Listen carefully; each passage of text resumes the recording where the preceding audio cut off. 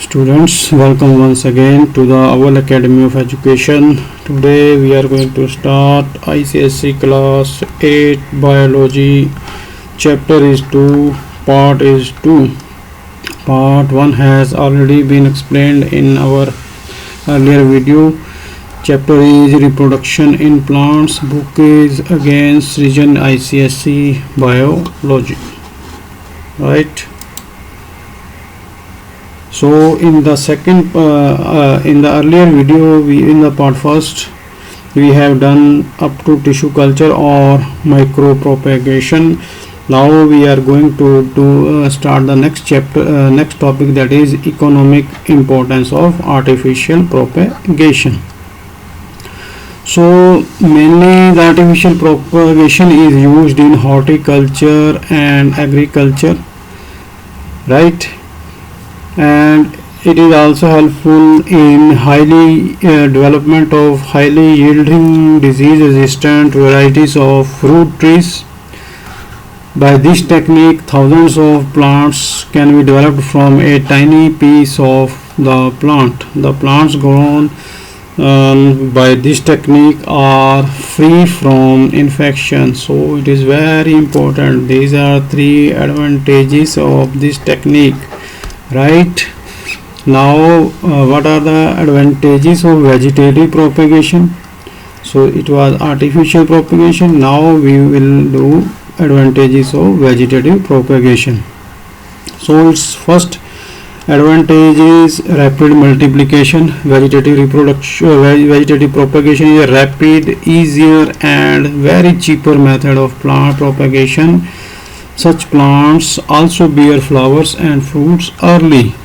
More than usual, they bear fruits early, so we can take more and more advantage of more and more production, right? Number second is genetically identical offsprings. The new plants formed by this technique are exact copies of their parent plant and genetically identical. Number third is easy to grow. Here, plant grown vegetatively usually need less attention in early stages and more production, right? Number four is multiplication without seed formation. Plants like banana, seedless grapes, rose, pineapple and dahlia flowers, these are flowers which do not produce viable seeds, can only be grown vegetatively, right? So these are the advantages of vegetative propagation. Now, does it has some disadvantages? So it has disadvantages also. First, plants produced by vegetative propagation are genetically identical, therefore they have more chances to get infected, because as they are genetically identical, so they can be got infected with sudden spread of disease in the form, and all the harvest can be lost in few minutes, hours, right? This is the big disadvantage of this. Number second, overcrowding may result. Overcrowding can happen because such plants grow in same area as there is no dispersal of the plants. So overcrowding is another disadvantage of this technique. Now we will move on to the next. Now here is checkpoint 2. Give one word for the following underground stems that store food. What is the name for them? Underground stems that store food. The underground stem that store foods is called tuber, right? The modified stem of the onion is called onion bulb, right?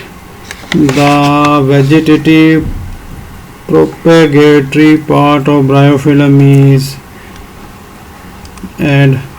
adventitious bud,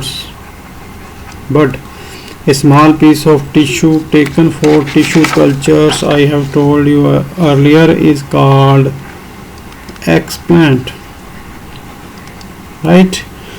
So now we will move on to next topic, that is sexual reproduction in plants. Sexual reproduction takes place by the formation of gametes. Asexual reproduction takes place with only one parent. Here two parents are needed to give rise to a new plant. Gametes are male and female gametes, right? Here is requirement of flower. The reproductive part of plant is called flower. Keep it in mind. Flower is the reproductive part of a plant. You have known earlier. Flower forms seeds. Flower give rise to seeds that give rise to new plant, right? So complete flower has the following whorls. We will do in the next page. Here something more you can learn. Calyx and corolla are called accessory whorls of the flower because they help. Now first we will do the parts of flower. So first part is calyx. Calyx is the outermost whorl of the flower. It consists of 5 or more green leaf-like sepals which protect inner parts of the flower. So where is calyx in this part? Here calyx is not structure of a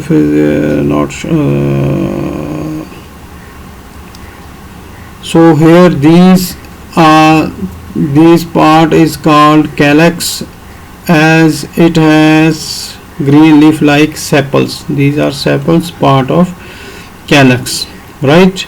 So these are parts of calyx, right? Now we will move on to what is the function of these sepals. It protects the inner parts of flower in the bud stage, right? This is the function of it. Now corolla is the second whorl of the flower. It is formed of 2 or more brightly colored petals which attracts insects. So this is corolla, and petals are its part, which these petals attract birds, insect or mammals for pollination. They help in pollination. Keep its function in mind. Third is androecium. Androecium is the male reproductive whorl. It consists of stamens. Each stamen has a sac-like apical anther and a long slender is filament. This is anther. This is long slender filament. This is anther. These slender are filaments. This is filament. This is filament. This is filament. This is filament. Right? So where they are contained? They are contained in the androecium. Right? So what is the function here? Pollen grains are formed inside the anther. In this anther, pollen grains are formed. They contain male gametes. Male gametes are contained in the anther, which is a part of androecium. Now what is number this is second, this is third, number fourth is gynoecium. is the female. This is the female reproductive part. This is the male reproductive part of a flower. It is also called pistil. So this is the pistil, this is the stamen. Stamen has anther and filament. Pistil has stigma, style and ovary. This is stigma, this is style and ovary. Ovary is here. This is ovary, right? So stigma, style and ovary. The ovary contains ovules. These sac-like structures are ovules in the ovary, right? These are ovules. So the female gamete or egg is formed in ovule. Male gametes are formed in androecium. Female gametes are formed in gynoecium. Gynoecium part is ovary and androecium part is filament, right? In the anther, here they are formed in the ovule, right? Now unisexual and bisexual flowers containing both male and female reproductive parts, that is stamens and pistil. Stamens and pistil, male is stamen, female is pistil, are called bisexual flowers. The flowers which contain either stamen, only one part, or only pistil are called unisexual flowers. They have organs of only one sex. The male flowers are called staminate flowers and the female flowers are called pistillate flowers. It's very important, keep it in mind. Definitions are very important here. Now we will move on to previous page. We have done calyx, corolla, androecium and gynoecium. So in this we have left something. Calyx and corolla are called accessory walls of the flower because they just help in pollination and do not take part in reproduction. Very important, keep it in mind. The calyx and corolla are accessory walls. Why? Because they just help in pollination but do not take part in the reproduction.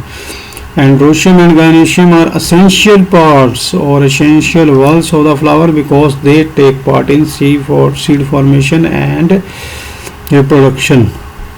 Plant bearing male flowers in one plant and female flowers in another plant are called dioecious plants. For example, papaya and cycas. While plant bearing male and female flowers on the same plants are called monoecious, like maize and coconut. Very important definition and difference, keep it in mind. Plant bearing male flowers in one plant and female flowers in another plant. They are called dioecious. Papaya and cycas. Papaya and cycas and plant bearing male and female flowers on the same plant are called monoecious. They are maize and coconut, right? We will now move on to the next.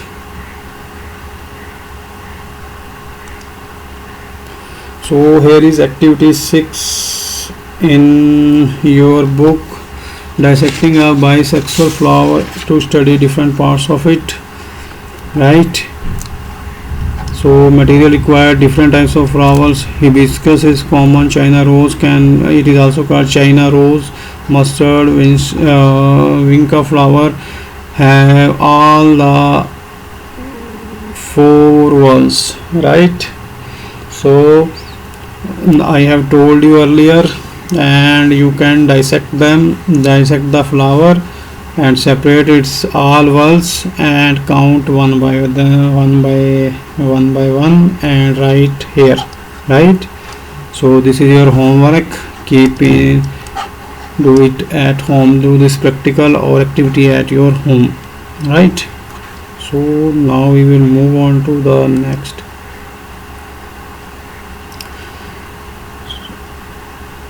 Here students, now we will do mechanism of sexual reproduction, how sexual reproduction in plants happens.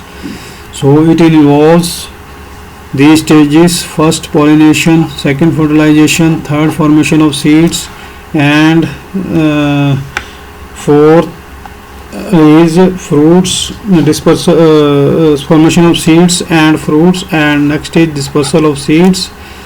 Next is seeds and fruits, and last is seed germination. So first is pollination.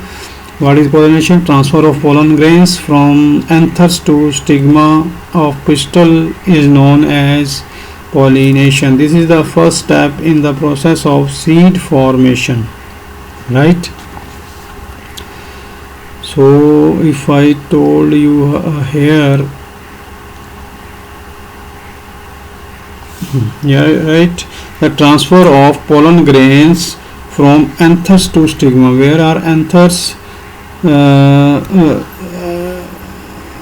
Here I will told you here, right? So I will rub this written earlier. Now we are going to understand the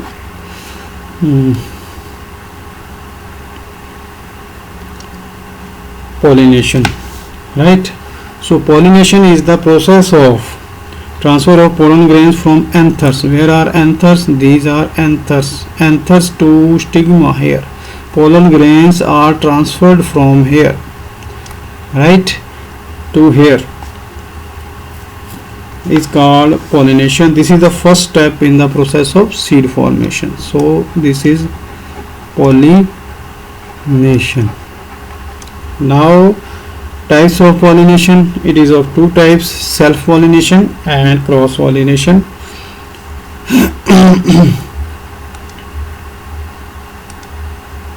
It is of two types: self pollination.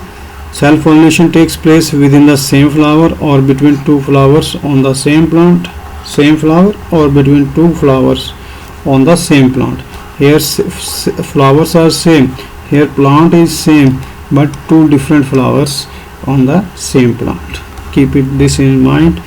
So what are the advantages of it? Flowers need not be scented or brightly colored, right?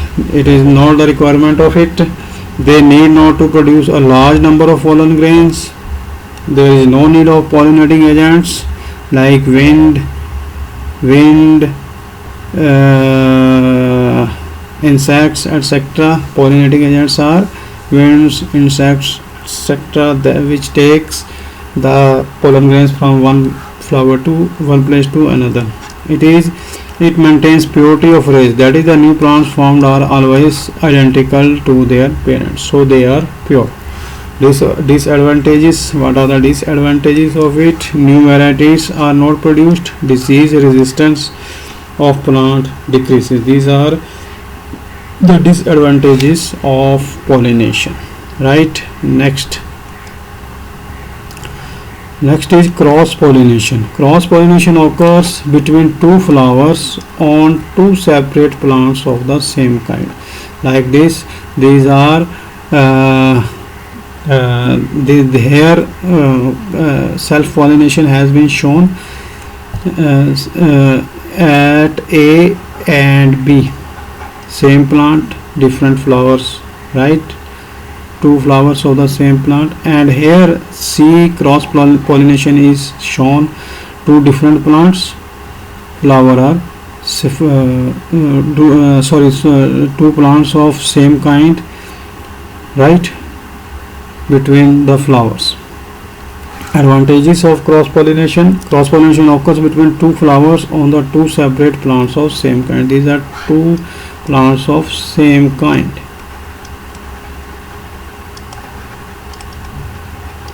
Now advantages: disease resistance, new varieties are formed, it ensures new varieties with the new characters we can get from it. It has disadvantages also. Number one, it depends on the pollinating agents like wind, insects, flies are required. Without them it cannot happen, cross pollination. So flowers need to be scented and brightly, so they attract the insects. Scented and brightly colored flowers attract the insects. It is a wasteful process as pollen grains are to be produced in large numbers. Large number of pollen grains are required to this pollination to happen. What is the difference between self pollination and cross pollination. This is self pollination, this is cross pollination. So here pollen grains of a flower fall on the stigma of the same flower or other flower on the same kind. As I have told you earlier, here pollen grains from one flower are transferred to the stigma of some other flower. This is same flower, this is some other flower on different plant of the same type. Pollinating agents are not needed here. Pollinating agents like insects, wind are needed here. Birds, insect pollinating agents,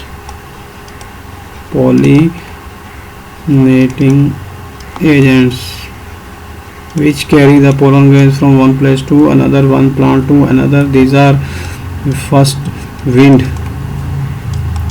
insects, birds, etc. Right. Now third is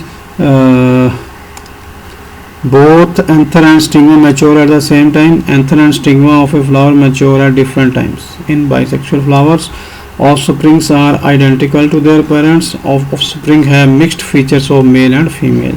Right. Self-pollination does not produce new varieties of plants. Cross-pollination introduces new varieties of plants and new varieties are obtained. New plants are obtained. Right. Now we will move on to the next. What are the agents of pollination? Pollination can occur with the help of, as I have told you earlier, insects, wind and water. Right. Birds can also be added here. Pollination by insects like honeybees, wasps, moths, butterflies visit flower for nectar. While collecting nectar, some pollen grains stick to the body of these insects like these. When these insects visit to another flower, the pollen grains are brushed off, some of which fall on stigma, and pollination occurs. Characteristics of insect pollinated flowers are: first character is to ensure the visit of insects. So these have these properties for that. Number one is nectaries that produce nectar. Number second is they produce sweet smell and they have bright colors. Number third is they have sticky stigma and sticky pollen grains, so that pollen grains stick on them. Right.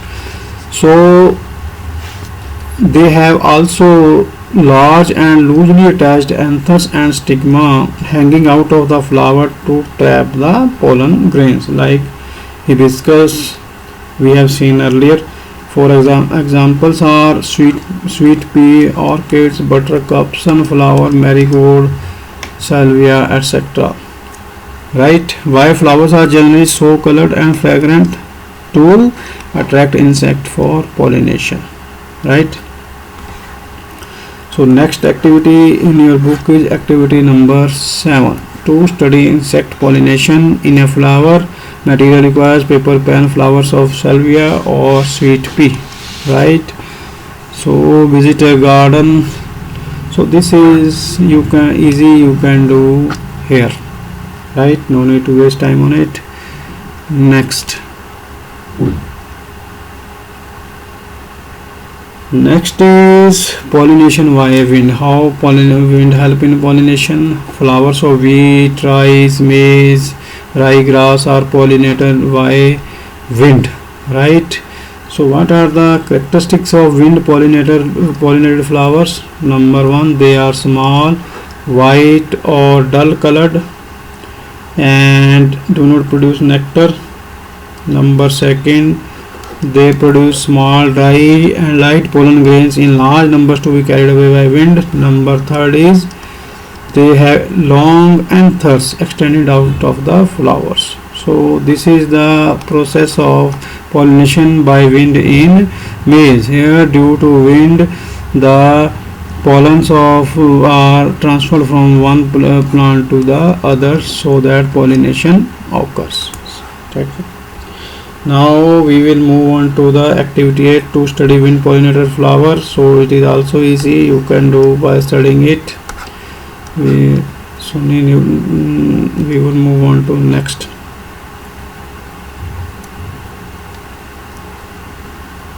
So here in this activity, rice flower has been shown. So rice flowers has 6 stamens and a single carpel.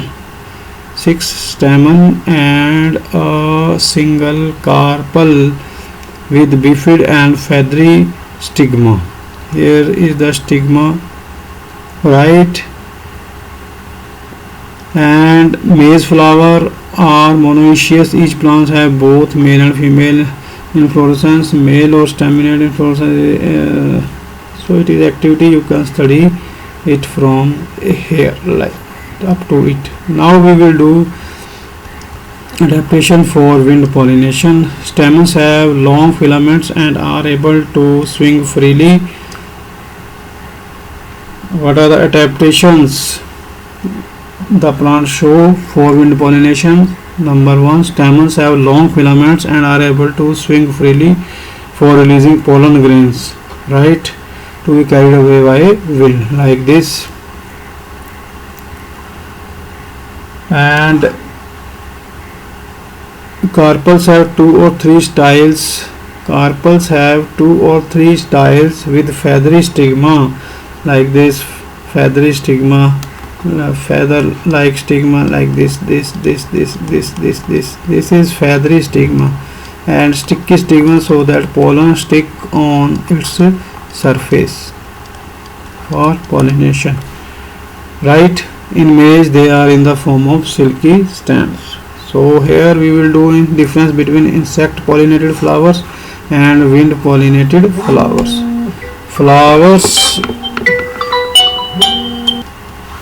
Flowers that are insect pollinated are large, brightly colored to attract insects. Their flowers are inconspicuous and often white in color, right? Flowers may have scent or nectar. Here flowers do not produce scent or nectar. Pollen grains are large, rough and sticky. Pollen grains are small, light and dry, right? Stigma are sticky and knob-like. Stigma are sticky and knob-like,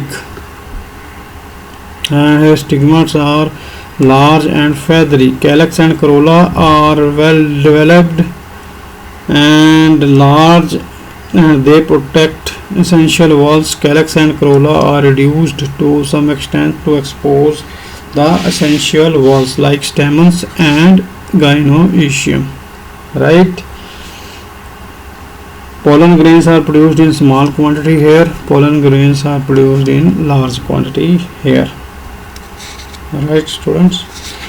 So now we will move on to the next. Next is pollination by water. Water pollination occurs in aquatic plants such as seagrass, hydrilla, Vallisneria. In Vallisneria, this is the Vallisneria. The mature male flowers from male plants detach and float passively. These are male flowers, mature male flowers, and on coming in contact with the female flowers, this is the female flower, these are male flowers, right? They come in contact with it, and their pollen grains are transferred to the stigma by the rupture of anthers, right? So what are its characteristics? Like insect pollinated and wind pollinated flowers, their flowers are number 1 small, number 2 male and female flowers are present on separate plants. These are separate plants, male and female flowers are present. This is the male branch, this is the female branch, right? This is the plant of Vallisneria. You have observed in ponds, in lakes, ponds, etc. Right, now we will move on to the next. Here male flowers detach from the male plants and float on the water surface. Pollen grains are produced in large number here. Here you have to keep something in mind. Flowers of some aquatic plants like trapa or singhara and lotus are pollinated by insects and not by water, because the flowers remain exposed in the air and never get submerged. They are not submerged in the water, they float over water and exposed to air, right? So they are pollinated by insects and not by water. Next is artificial pollination. To improve in quality of seeds and increase in the production of grains, cereals, fruits and vegetables is required to provide good food for rapidly increasing human population. This is made possible with the help of artificial pollination. It is also called hybridization, to produce hybrids. In hybridization, plants with desired characteristics are selected. Good plants are selected. It is called selection. In case of bisexual flowers, stamens are removed from the flower to be used as female flower. This process is called removal of stamens is called emasculation.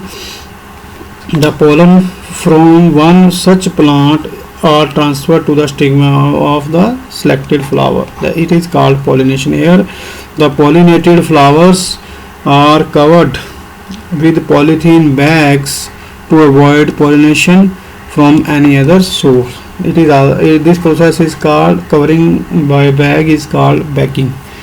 So this is the procedure of artificial pollination in the pea flower. So here plants are selected, stamens are removed. Here pollen from one such plant is transferred to the stigma of the selected plants. Here, right? This is the selection of flower. Here this is emasculation. The pollen from one are transferred to the stigma of the other, right? Here pollination occurs. This is coverage or bagging, and these seeds are obtained and resulted plant is obtained here. So this is artificial pollination. Now we will move on to the next, that is aims of artificial pollination. The seeds obtained by artificial pollination are called hybrid seeds. This is the definition of hybrid seed. The plants obtained from these seeds are called hybrid plants, right? So it is used to produce, as I have told you earlier, high yielding disease resistant varieties of plants.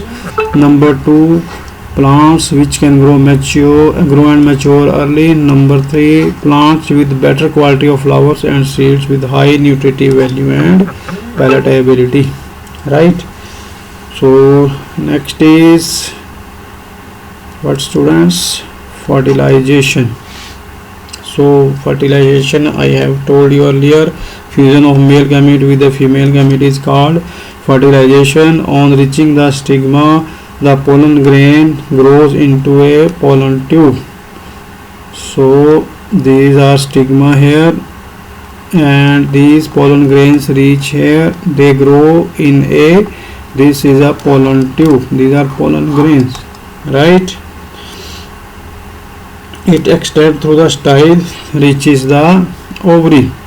Here this is the ovary wall, and this all structure from here to here is ovary. Here it reaches through the pollen tube and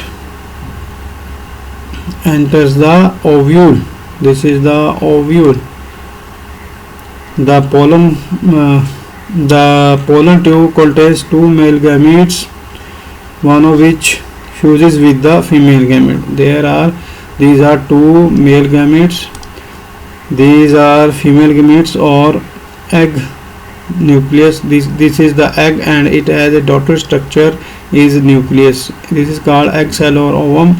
They come in contact with the male gamete and forms a zygote, right? Forms a zygote. This is zygote. They come in contact with each other and forms a zygote, right? So this is the process here given. Androecium, pollen grains, male gametes, fertilizations. From gynoecium comes the female gamete, ovule or ovum, develop into ovule. Ovum. Here fusion occurs, zygote and embryo is obtained inside the seeds. Changes in the flower after fertilization. The fertilized ovum, that is zygote, grows into the embryo. Number second, the ovule changes into seed. Number third is the ovary changes to a fruit. Which part changes into seeds? Ovule. Which part changes into a fruit? Ovary. Other parts like sepals, petals fall off. However, in some fruits like tomato, chili and lady's finger, sepals remain intact.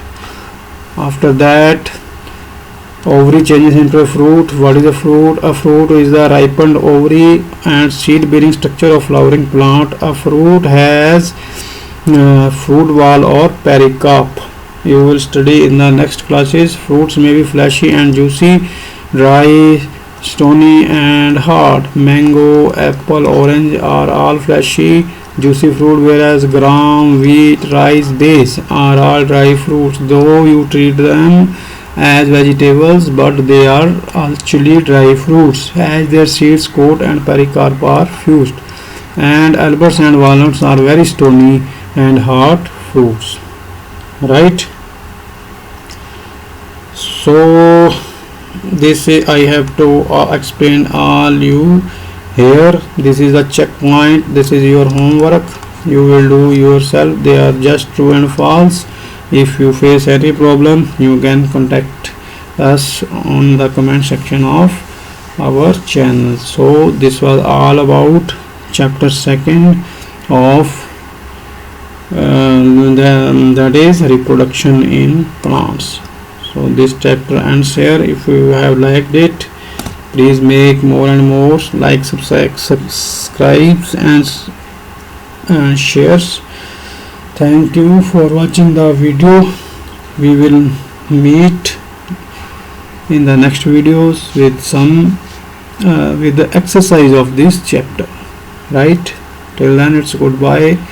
Revise this chapter, study this chapter. We will do its exercise in the next video. Till then, it's goodbye.